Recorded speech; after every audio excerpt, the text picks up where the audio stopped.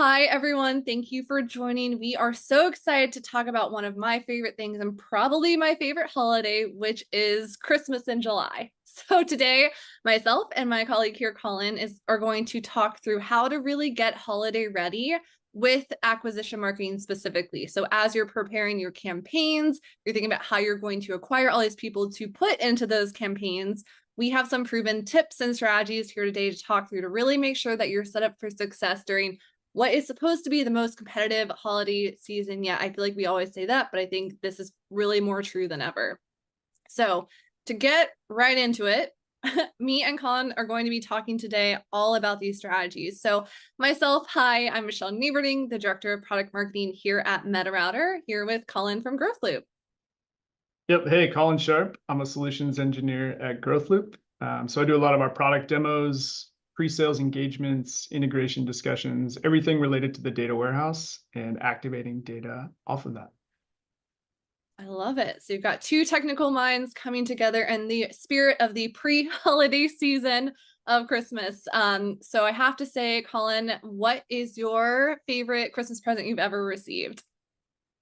Oh man, I was really big into Teenage Mutant Ninja Turtles when I was a kid, and one year it was like this big pizza van where they all would like ride on it and do all their little battles and things, and it actually shot like little mini disc pizzas out of it. So I remember playing with that for like 2 months straight. But that has to be probably the first one that comes to mind. What about yours? Oh man, gosh, now you got me thinking. I am a crazy Mario Kart fanatic, still am. I remember getting that game. I'd wanted it forever, and I'm actually a triplet, and so my siblings and I swear for like a week straight, 24/7, we're playing Mario Kart, and I'm not like I'm competitive or anything, but I totally kick their butts, and I still try to. So definitely a video game girl at heart. So Triplet. Wow, that's a cool fact too. yeah, I talk about Christmases with triplets. I can't imagine. God bless my parents, but always is always a good time. So Awesome. fun. Yeah, let's jump right into it. So acquisition marketing, I feel like over and over we hear that acquisition is harder than ever, which I think is really so true. It's more expensive. I think we're all trying to collect so much, but where it lives and how it gets stored and how it gets integrated is really, really tricky nowadays. And Google too, I would say, is taking back real estate. So you're not just competing for that first position on Google anymore, but also for featured snippets. They're changing how they've done their search engine results page. They're moving search ads from like a sidebar to those top 4 slots, meaning your organic results are falling much further down the page and sometimes disappear entirely. So there's, new featured snippets and SERPs and different ways to really get ranked on Google, even generally. So they're kind of fighting back for that real estate, which is a little bit tricky. And then the walled gardens, the walls are literally going up. I remember it was like a decade ago when social media sites were just promotion channels that served as kind of pass between users and whoever was posting like that site. And back in the day, it really seemed more straightforward where people would discover content, click through that content, very kind of linear and straightforward. But today, those sites are walled gardens, right? There's algorithms that have to be rewritten to favor on-site content specifically created for that platform because social media sites want to keep users on their platforms to earn incomes, which makes sense, but becomes trickier for you as a marketer. And of course, data regulations are increasing. I feel like every day there's either a new data privacy breach or issue popping up, or even new kind of governmental rules coming into play, right? So keeping that top of mind with everything else going on is really a struggle. It's a lot to take in. And with that, again, acquisition marketing is harder than ever. So you layer all of this chaos on top of actually trying to acquire new customers. It's a lot. I feel like retargeting, permutations are limited to single session interactions, especially for anonymous and unknown visitors. And you have that kind of inability or at least difficulty in measuring the ad buy effectiveness against that click-through behavior. Again, both for anonymous and known users. And then how the heck do you tie ad buy effectiveness to the subsequent user journeys? What are they doing? And how do you tie that ad buy effectiveness into that? And even more complicated, how do you do that pre known like pre-identity and post-identity? How do you merge those journeys together to get that holistic view of the customer and what the heck is going on? And then finally, what we're seeing more and more is really money being wasted on non-human interactions. So those bots are stealing your ad money, and it's really not okay, especially when, one, again, it is harder to acquire new customers, two, it's more expensive, free budgets can be limited, and we want to make sure that your ad budgets are going to good human traffic and that you know who those people are. And you can, again, stitch the pre and post identity journeys to make sure you have that holistic view. You're serving the right ads, the right information at the right time to the right user. And of course, I'd be remiss if, once again, we didn't talk about the deprecation of third-party cookies. I feel like, Colin, if we had a crystal ball and we're trying to guess when this was going to happen, not sure when that would be, but it's really inevitable. At some point in time, this will happen. And with that, of course, you have issues building, lookalike audiences. Your data is at risk of being purchased. You have poor, SEO performance, all these things that we've mentioned. There's so many issues that come with third-party cookie deprecation, which we won't go too much into. I know we've kind of beaten this to death. But with that, you really need to think about your first-party data strategy and what does that look like? And I think one really important call out here, when you hear first party, is first party data collection, which is asking people for their information, right? Their first party information, their email address, their birthday, whatever it might be, versus first party data collection. So how are you actually collecting that data? Is it in a first party context? Is it going to first party endpoints? Because that difference in kind of how you're collecting the data, asking it from the user versus how you're collecting the behavioral data that they're doing in that first party context really makes a difference, because that first party context will give you more and better customer data, right? Doing that in the first party context helps you overcome ad blocker restrictions. So really what's preventing you from keeping your own data. It's also helping with cookie matching, identity resolution, all these other things like goodness that comes from collecting it in a first party context. Colin, I'd love to hear your thoughts on what you're hearing on the GrowthLoop side for this as well.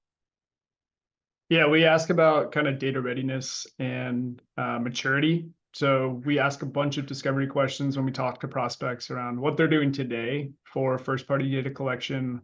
What are their points of collection? Are they signed up forms? Is it offline data? Do they have any ways to collect customer information outside of like just pure event collection and web tagging? So a lot of it is discovery just to see what's going on. If there are gaps in that process, that's where we do bring in MetaRouter to our conversations to say, hey, if you don't have a first-party data collection strategy or you're looking to get better at collecting first-party data, that's where we rely on MetaRouter for a lot of that information, and then GrowthLoop can then in turn activate off of that. So yeah, a lot of it's data readiness conversations, and not only like the third-party deprecation conversation that we just talked about, but also current state and what we're trying to get to for a future state is a big part of our day-to-day.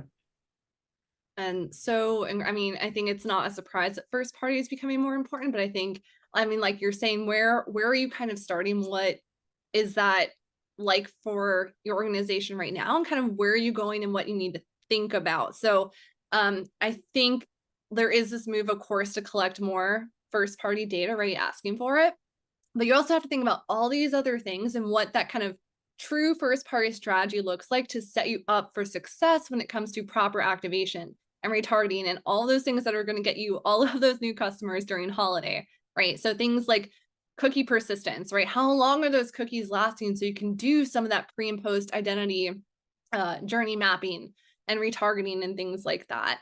Anonymous identification, right? If you don't know who those users are, how are you targeting them? How are you thinking about that? And especially if you are an organization where you have multiple brands, multiple different websites, are you capturing what's going on across different domains, across different sites, across different brands, so that you can kind of really holistically come together and have a specific strategy for that unique individual? And of course, again, making sure that the data that's happening, that behavioral web event data, is your data. You should have access to that, not limited by different browser restrictions because of the way that that cookie is set up. So making sure that you truly are getting all the information you need to build not only a first party strategy, but one that really supports acquisition. So some key things to think about as we're talking through what these kind of three big strategies look like for what to think about for the holiday season. So with that, Colin and I today are going to talk through these kind of 3 specific strategies. So one, we talked about anonymous addressability and how important stitching that journey from anonymous to known is. I mean, I hear this all the time. There might be like 2 days where someone's anonymous and browsing, right? Versus 5 hours when that person's actually known. So how do you make sure that everything, Michelle did with known matching did with what she did when she was anonymous, right? And how do you resolve all of that? And then we'll talk about building audiences and using generative AI to do so through GrowthLoop. So really showing how you can make really specific customer profiles with AI-powered insights that are so powerful in building a campaign like this, and what that really looks like. And then finally, we'll talk through ROAS. How do you make sure that that ad spend that you're putting forth is making a difference and the return that you're getting is really, really solid? Because so much of the time we see too much money wasted on ad spend for various reasons. And so we'll talk through what the tips and tricks for making sure that that is maximized are. All right, so let's start with stage 1, addressability piece, right? So we talked about third-party cookies going away, makes sense, right? But how do you actually make sure that the ability to track users' actions on your digital properties and associate actual events to advertising efficacy really is powerful, makes sense, and it's accurate, right? So kind of to back up a little bit and how this works and why it's important is when you're thinking about, of course, let's talk a little bit about client side and server side, right? A little bit of what that means and why it's important in this area of addressability. The client side code of these different platforms are responsible not only for event capture, but actually providing contextual identifiers that represent a particular user and their browser session as well. So attempts at tag removal through server-side tag management platforms actually allow for these events to be captured and syndicated. But sometimes the event attribution is then dependent on things like fingerprinting or browser like fingerprinting techniques, which isn't necessarily ideal. The match quality of that tends to be lower. Or you need PII data, which again, it might have a high match rate, but it requires the actual user identification events, right? The logging in, whatever it might be.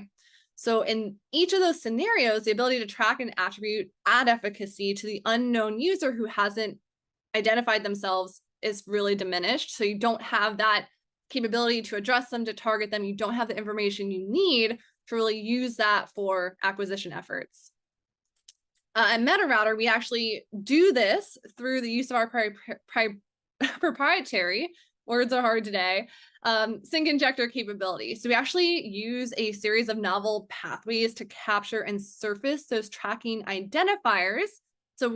And we push it into our server-side event stream, right? So we actually take this information, we enhance it with a robust identity graph used for attribution against both unknown and known users alike. So companies using MetaRouter can actually, realize the benefits that come with client-side tag removal, which things like improved SEO, which we'll talk about, overcoming ad blocker restrictions, which we mentioned as well, while still maintaining the addressability of the unknown user against those platforms. So things like walled gardens, DSPs, you name it.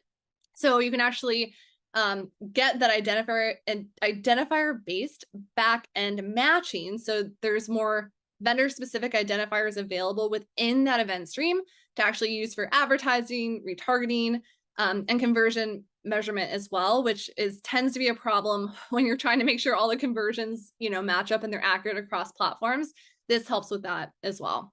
So let's think of an example, right? So say a company may want to tell Meta about a purchase that was executed on their website, as that might be really important to converting on an advertising campaign. But what if they don't want Meta's tag to have uninhibited access to their website? They want to make sure Meta doesn't just take over all the information on their website, because you don't always know where that data is going, what they're collecting, what they're doing with it, right? Most server-side tag managers can deliver this data from the server if a user hasn't or has actually provided an email address. So they don't need, Meta's tag to collect this data directly. But what if the user has never provided any PII data or email information in this scenario? In this case, the sync injector can create a common anonymous link between the website and Meta's servers, which can be used for like an order completed event, even if PII data is not provided, which is a game changer for enterprises working with us to increase that anonymous traffic. So that's actually how that works. And when we think about some of the results of match rates like this, I mean, it's exponential. We have organizations that increase their addressability by up to 50%, like huge numbers here in terms of what those not only match rates are and how they get increased, but actually the addressability of those users that are then matched. So super important when you're thinking about acquisition and making sure that you're, again, all the campaigns that you're putting together, all the hard work you're doing for the promos and, events that you have coming up, making sure that you actually have the most users possible to serve that information to. So why the heck does it matter, right? And really the goal here is to convert anonymous user traffic into paying customers. And this is how you do it, right? This is without PII, without some of the complexities that you would have previously, and not being able to target these types of users, which in many cases for a lot of our customers is increasing their ROAS by over 20%. So some really big numbers that you get through doing this. And I like to say side effects may include, so what are the other benefits of moving server side in this way and having a data collection method that really provides that first party context that we were talking about, but also that additional addressability, right? So I like to say side effects may include, but it's true, things like huge upticks in SEO. So we talked about kind of how Google's taking back real estate, right? So you need to find ways to make sure that you have still the best SEO efforts in place. And that doesn't just come from search terms. It also comes from the page load speed of your website and where you're going to rank in that SEO. And by removing some of those tags on your website, really cleaning up your website, it results in better page load speed, better SEO, better TI scores, which is important as well. And all of these things that come with that we've mentioned previously. So when you're thinking about kind of that foundation of how are you collecting this data, how are you improving addressability, and kind of the other side effects and benefits you get from doing that, there's kind of a lot under the covers. It's like unwrapping a Christmas present, right? Like this is what else is inside that comes with that present, to think about how to make sure that those acquisition efforts have a little bit of an added bonus in terms of other areas that are going to perform better because of that move. So a couple things to think about as you're, thinking about maybe what's on your wish list for your holiday acquisition efforts this holiday season. And with that, I'm going to pass it over to Colin to really talk about how all of this awesome data going into GrowthLoop is going to power better audience building.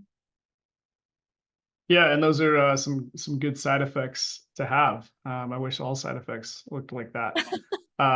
Yeah, strategy 2. So this is where GrowthLoop comes into play. We'll show you later in the demo of the platform kind of what the tool looks like, but GrowthLoop's overall philosophy is to make it easy for marketers or business users to tap into your warehouse data without having to write SQL and quickly activate to multiple channels. Some of that warehouse data will include your MetaRouter events. So being able to build powerful audiences off of that data in a quick fashion is really valuable to be able to engage with your users, both from a known but also an unknown perspective.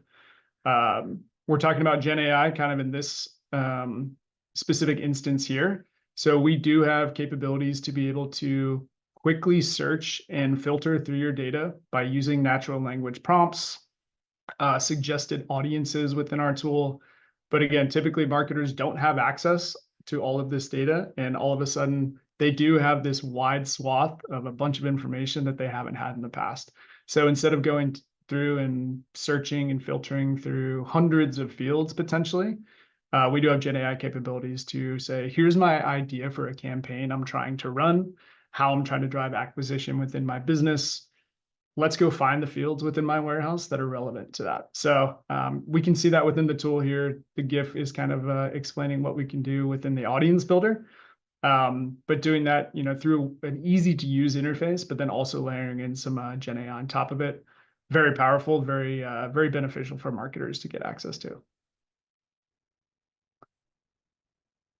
Yeah, so combined with audience builder and audience discovery, kind of just a layout of what we can do here, but really the goal is to, speak like a normal human being and talk to our system and say, hey, I'm trying to drive acquisition through certain channels. I'm trying to find users that look like my high lifetime value cohort. Our system with the pre-trained LLM will actually go find those fields and then surface them within an audience builder. From there, you can either remove criteria, add criteria, see what the audience count size looks like, just to get an idea for what campaign you could run or how many people fit that criteria. And then ultimately, if you get to a point where that audience is, what you're looking to activate on from either a demographic, value, or pure just user trait perspective, we can then quickly export that to downstream channels. So a lot of cool stuff coming as well. We do have a journey feature, which we can actually generate suggested journeys. So that's coming soon, but a lot of really cool stuff for marketers within the tool that we can see today to activate off of not only MetaRouter data, from known users and unknown users, but really any data that lives within your data warehouse. It's very powerful stuff here, but just some previews of what's to come within the demo. Let's talk more side effects, right? Here's some I think some other too. Yeah. So some more side effects kind of from the growth loop side. Trying to get lookalike audiences from suggested campaigns, customer onboarding, so handoff from acquisition to retention. So just an example for one of our customers, Mercari. They've seen an uplift in revenue, $43 million. Buyer growth has increased 140%. Their retention lift has gone up 15%. So we all not only talk about like acquisition, but how do we retain and prevent churn with our customer base, which is a big aspect in sustaining revenue, which is a good complement to how we drive on the acquisition side of things. And then they're increasing their audience segment size. So they're always doing experimentation within the tool, always coming up with new ideas for campaigns that they can run. And with some of the Gen AI features layered in, very quick time to value to be able to either fail fast or find new audiences that they can activate and maybe start to create a blueprint for what other organizations within their teams can use. So some other side effects more specifically from the growth loop side. I think one of the things I really like here as well is I know, of course, today we're talking about acquisition, but keeping those customers obviously is really important as well. So I think things like the retention lift, for example, is really powerful because once you put all that time and money into getting the customers, keeping them, of course, is hugely important. So really understanding how that, works or plays out in terms of real results is really cool to see too. Yep. All right, so strategy number 3, actually maximizing the ROAS, and how does this really look within the MetaRouter and GrowthLoop platform? So I'm going to pass it over to Colin to talk about what that looks like. Yeah, let's get into it. So quick sneak peek at just kind of the growth loop platform. I'm happy to do, more deeper dive demos later on if there's a specific use case you want to reach out to us and talk about. Today, we're really looking at a data set that is specific to what we're talking about today, which is a MetaRouter and GrowthLoop partnership. So in this demo environment that we're looking at, we're talking about identify events that are coming from MetaRouter. So like was mentioned before, when users are anonymous, they have a bunch of anonymous events. Once they actually make a purchase, put in an email, identify themselves with some PII, MetaRouter actually builds out an event table within, in this case, BigQuery, where we know who those users are from an identity perspective. So this can be a user level table that we activate on. Within GrowthLoop, we can also start to layer in other data sets that live within BigQuery. So in this case, we have a transactions table. So maybe we not only want to look at people that we have like first party information from a demographic perspective, who they are, where they live, potentially some age and product propensity information, but also what purchases have they made in the past. So this is a great way to either create exclusion lists from a ROAS perspective. So let's not target people with paid media that have already made a purchase within the last 2 days for a specific product. A lot of our customers have that kind of unknown when it comes to building lists and still serving ads to people that have taken an action, or they're serving ads to people that it's just not relevant for the user base that they're actually serving those ads to. So One big part of that is exclusion lists. Another one is really just creating and defining a very specific audience group that you can build a tailored campaign around, potentially including, incentives to purchase, anything that you would want to include to try to get people to convert back to the website based on the metrics that you're trying to drive towards. So just a primer here for what we're looking at today is really around an identify data set from MetaRouter and then some transaction information within the tool.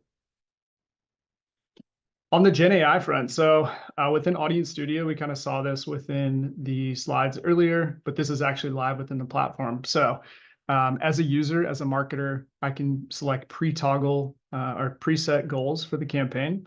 So I can toggle these on and off for acquisition, cross-sell, churn, win-back, onboarding. We can always add new ones here as we get more data coming in and more use cases that we see from our customers. But then in the box here, we can just say what we're trying to find within our data set. App downloaders with a lifetime value greater than 500. We will then generate audiences on the right based on that identified table that we were talking about earlier. So very easy to just hit create within the tool here. We'll auto title the audience. And then you'll see here we pull out the two identifiers that are going to fit this audience. App downloaders, just a quick true false Boolean value. And then lifetime value is greater than 500. So pretty simple, pretty basic here, but it does give me, as a marketer, very quick time to access these fields and then start to add additional filter criteria on top of this. So we can just continue. Actually, let's go to another audience that I built really around maximizing ROAS within the tool.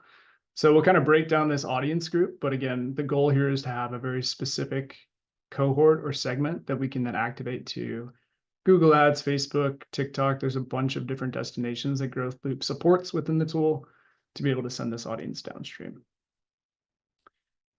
Starting with audiences here, this is just other audiences you've created within the GrowthLoop account. So maybe we want to make sure that we don't include people that have opted out of any communication. MetaRouter does provide suppression information. So when people come to the site, depending on what preferences they select on the website, we can potentially say, exclude these people from email, from downstream targeting for paid media, really just a safety net to make sure that we don't communicate with people that have opted out of certain communications. And then maybe we want to make sure that we don't over message our users, or coming back to ROAS, make sure that we don't spend too much, irrelevant spend dollars on people that are either in different campaigns that we're running, or in this case, people that are unengaged and non-purchasers. So that can mean they haven't opened emails in over 6 months, they haven't made a purchase in over a year. Really up to you for how you define that audience, but these are global exclusions within the audience build. Taking those two identifiers that we just looked at from the Gen AI piece. So in this case, we're going app downloaders and then lifetime value is greater than or equal to 500. Great.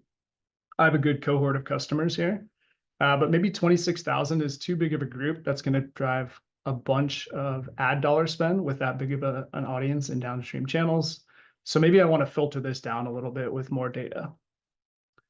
Towards the bottom here, we can add an additional data set, that transactions data set that I was referencing earlier. In this case, we're looking at people that have more than 0 purchases, so any purchase. I could also maybe filter this down to when did their purchase happen? And let's say, let's go, occurred within the last maybe 60 days. So people that are kind of engaged, but maybe we want to try to drive another purchase either on the app or on the website. Bunch of other filters here. So any data that lives within that transactions data set, we can start to apply. How did they buy? Was it online, in store, buy online, pick up in store? A lot of options there. See if we get this to load here. There we go. Online, in store, we could filter by that. And then any other filter within that data set, like I mentioned, as a marketer, very easy for me to filter on this data to add to my cohort or to my segment. All right, so 3,000, 3,500, this is a little bit better. From here, I can actually start to activate this audience to my downstream channels. Before I get into that though, we do call out some interesting insights within the sidebar here. So we can tie a revenue number to this. Very important for marketers just to get kind of a gold or North Star metric of how valuable an audience is.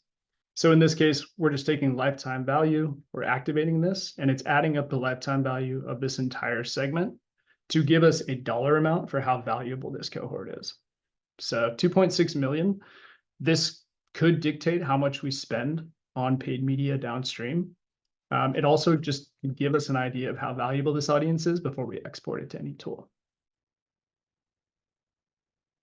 We can also set treatment and control splits here. So really powerful for marketers to be able to do this once from the data warehouse, as opposed to having to create like A/B lists in their email tool, treatment and control splits in their paid media. Typically, those lists are going to be different from each other, and it's not easy to track them across those channels. Doing it once from GrowthLoop gives us the insight to be able to measure that over time, as well as be able to make sure that we have the same groups or same users in each one of these groups. And then we can service some breakdowns here just to get an idea of who's in the audience before we send it out. So I've just selected a couple here for app downloaders, and then maybe just like the page URL that they looked at. This is actually coming from the MetaRouter tag and collection to be able to see what pages were they looking at, what was actually happening within that browsing session. And I almost like the idea of, looking at maybe people that haven't downloaded your app, if you're trying to get them to download the app pre-holiday, but they've been engaged on, areas of your website, whatever it might be. That might be a cool way to think about it too. You're getting my wheels are turning, which is good. Yeah, 100%. And I think not only when it comes to ROAS and trying to maximize that, also what metric are we trying to drive towards? Yeah. Is it app downloads? Is it email opens? Is it conversions on the website? Is it account signups for anonymous users? That's really going to dictate like which fields we're going to want to pick and choose. But with an easy interface like this, very quick, very smooth process to be able to start to select and pick those audiences.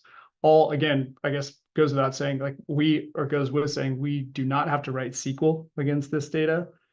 Typically to access warehouse data, you'd have to go tap a data engineer, have them write a query, output the file, get it back to you, and then run your campaign. This makes it very self-serve, very marketer friendly to be able to do this from GrowthLoop. And that's like Christmas came early for me on the marketing side, who does not currently know SQL. So appreciate that. Yeah, we're just seeing the data warehouse become the source of truth. It's kind of the trend in the industry. And yes, instead of having to learn SQL or rely on other users within your organization, GrowthLoop comes into play as kind of that layer on top of the data warehouse to be able to activate quickly in a low-code, no-code environment that's familiar and easy to use. I love it. All right, so I'll just touch on the export really quick. We support a bunch of destinations. Those are all published on the GrowthLoop website, growthloop.com/destinations if you want to check out our catalog. But typically it's going to be a mix of ads or paid media, CRM systems, or just exporting to a CSV, email tools, and then potentially other advertising platforms or other protocols like a simple SFTP export. We could put a file onto an S3 bucket or a GCS bucket. A lot of options for where we send these audiences. But since we're talking about ROAS today, we'll focus on paid media channels. I'll just pick Google Ads because it is one of the more common ones that we support. Each one of these destinations will have their own match field settings. Typically, the more data you send to these paid media channels, the better match rates you're going to get. So being able to tap into warehouse information where your source of truth of data is allows marketers to get more data points out to have better match rates downstream. So very easy to just pick and choose what field matches to which. I'll just pick a couple for example purposes, and then we can set these up to have a title for how it's going to show up within Google Ads. If it's going to be ongoing, so a dynamic audience, GrowthLoop will remove or add users to the downstream tool as people move in and out of the audience. It could also just be a one-time export if we need to. And then we can set the frequency to be daily, weekly, monthly, as fast as 15 minutes, which probably wouldn't make sense for Google Ads. So we can just keep this daily. We can schedule it in the future. We can schedule it to end in the future. And then certain days of the week. So maybe we only want to advertise right before the weekend on Thursday and Friday. that's really going to control, how frequent and how often we send and check for the segment criteria. And then in this case, send to Google Ads. So a lot of control over how and when we send these audiences. All right. And just getting into the kind of the loop is like what we like to call it on the growth loop side of things, being able to measure what's actually happening with the audiences that you're exporting, not only to paid media channels, but also into whatever else is supported, email tools, CRM systems, etc. So some new insights that we've just launched within the product. Some more operations based, so audience overlap, ID resolution, and billing. But then for marketing, which is going to be relevant for today's conversation, paid media measurement, attribution, and then campaign insights. I've opened these in a new tab here so we can take a look at each one of these. But this one's going to be attribution. So we can look at conversions by channel. So where did our conversions come from? Instead of relying on these downstream tools which typically take credit for every conversion, no matter what. This gives us a little more control over where conversions are coming from, and then being able to surface it within a nice dashboard within the GrowthLoop tool. Conversions by channel percentage, and then a nice Sankey diagram if we wanted to see like a timeline of events for what like the first event in the process is, all the way up to when people converted and seeing that flow throughout the process here. So some good dashboards is being able to get some insights into what campaigns you're running. Again, all in one interface as opposed to having to kind of bounce around here. Let me actually go into, here we go. All right, so this is more around paid media performance. So if we wanted to see how much we're spending downstream, and in this case, we're talking about ROAS, like our return is higher than our spend. So that's good, positive number there. We're also getting some insights into clicks, impressions, how many conversions we had. And then really powerful to be able to see what audiences are driving what type of spend. We can also see, is Gen AI driving higher spend than what like just building from scratch from an audience build perspective? So some good insights into how we're building the audiences, what they're called, and then what they're driving as far as clicks, impressions, potential return on ad spend downstream. So all sample data, we don't have to go into all of this, but kind of closing the loop on being able to collect data from MetaRouter, build powerful audiences within the tool, activate to downstream paid media spend channels, and then get information back saying, how are we performing? How is our overall like campaign situation looking within GrowthLoop specifically, as opposed to having to log into Facebook, LinkedIn, Meta, et cetera, and then do your own filtering and reporting in each one of those downstream tools. Looks so good. Yeah, really good stuff. Very, very excited with the insights reports that we've come out with and that we're providing to our customers today. I love it. So I guess to come full circle here, we'll jump back into really bringing all of this together and why is this important and why are we really here to help you supercharge your acquisition strategy to get that return on ad spend that you are hoping for and hopefully, exceed expectations when it comes to tracking all of that, right?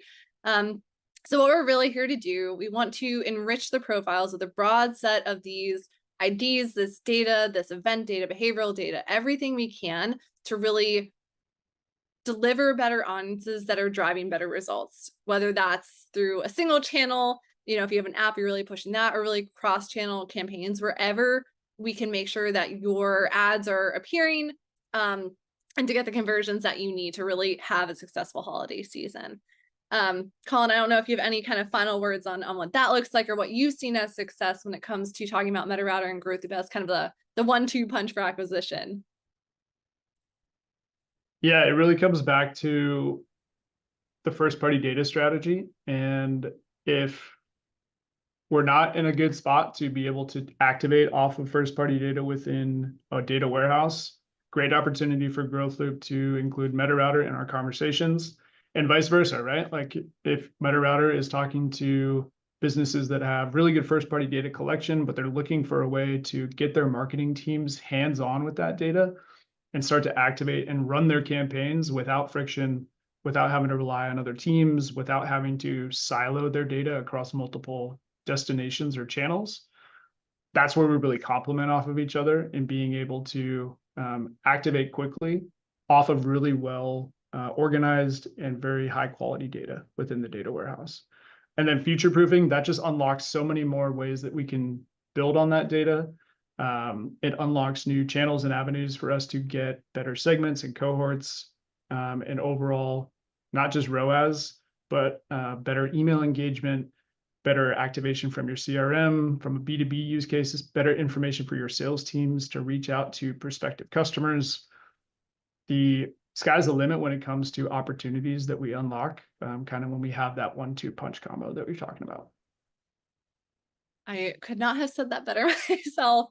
And I just wanted to highlight here like a couple ways that our customers are actually using this combination, right? As they're kind of thinking about what their strategy looks like and what they're trying to achieve. So one of those examples that we hear quite a bit from our customers is they want to ensure minimal loss in the user tracking attribution, right? So against visitors who do not self-identify, so those anonymous users within their own digital properties. So making sure that, of course, tracking that attribution piece is really critical when you're thinking about how things are performing, and really where to invest or not invest moving forward. It's making sure that that's accurate, that you have visibility into that tracking, and you know what's going on even for anonymous users.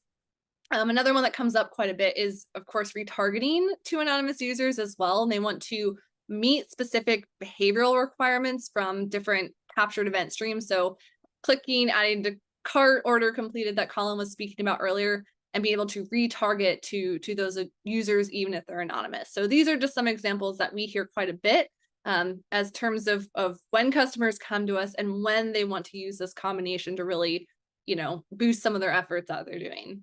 So kind of the TLDR, the moral of the story here is that when your customer data is consistent across partners, identity is more effective.